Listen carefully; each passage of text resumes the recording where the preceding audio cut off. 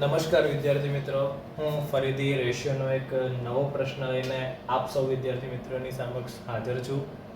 Last લેક્ચરમાં આપણે એ જેમ બી જેમ સી શોધવાની ટ્રીક જોઈ હતી.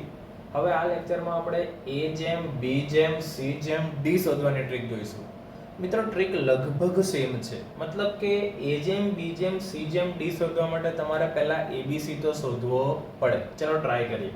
એક પ્રશ્ન છે, જો a જેમ b બરાબર 2 જેમ 3, b જેમ c બરાબર 4 જેમ 5 અને c જેમ d બરાબર 6 જેમ 7 હોય તો a જેમ b જેમ c જેમ d શોધો. સૌથી પહેલા આપણે abc શોધીશું. આપણને આપેલું છે a જેમ b 2 જેમ 3 અને આપણને આપેલું છે b જેમ c 4 જેમ 5. પહેલા કોમન એટલે બંનેમાં કોમન છે b. પહેલા આપણને મળી જશે b 4 તરી 12. પછી આપણે a લઈશું. a લેવા માટે સામેનો b, આ b ન ચાલે, સામેનો 4 દુ 8. પછી આપણે લઈશું c.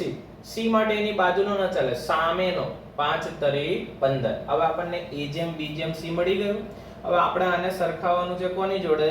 c જેમ d, જે ઓલરેડી આપેલા છે 6 જેમ 7. હવે આપણને સૌથી પહેલા બંનેમાં કોમન છે c, એટલે આપણને સૌથી પહેલા c મળશે. ચલો ટ્રાય કરીએ. c છે 15 છંગ 90.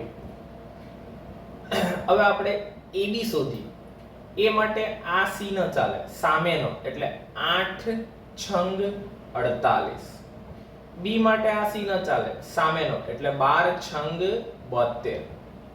અને d માટે એની બાજુનો c ન ચાલે, સામેનો એટલે 15 સત્તા 105.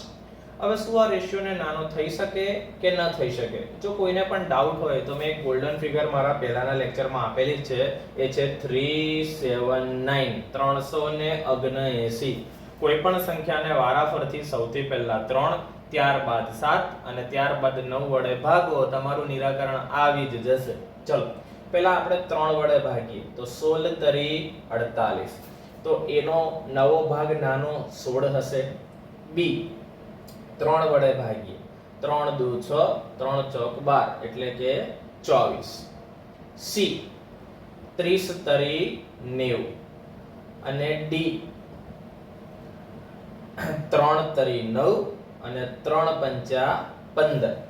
એટલે કે આપણો નવો રેશિયો આવશે 16 જેમ 24 જેમ 30 જેમ 35. ના ખ્યાલ આવ્યો હોય તો આપણે હજુ એક દાખલો કોશિશ કરીશું. જો a જેમ b બરાબર 1 જેમ 3 હોય, b જેમ c બરાબર 5 જેમ 7 હોય અને c જેમ d બરાબર 9 જેમ 7 હોય તો abcd શોધો. સૌથી પહેલા તો આપણે abc શોધીશું. b કોમન છે એટલે પહેલા આપણને મળી જશે b 5 તરી 15. હવે a માટે સામેનો b 5 એકુ 5 અને c માટે પણ સામેનો b 7 તરી 21 જેમ c જેમ d એટલે કે 9 જેમ 7.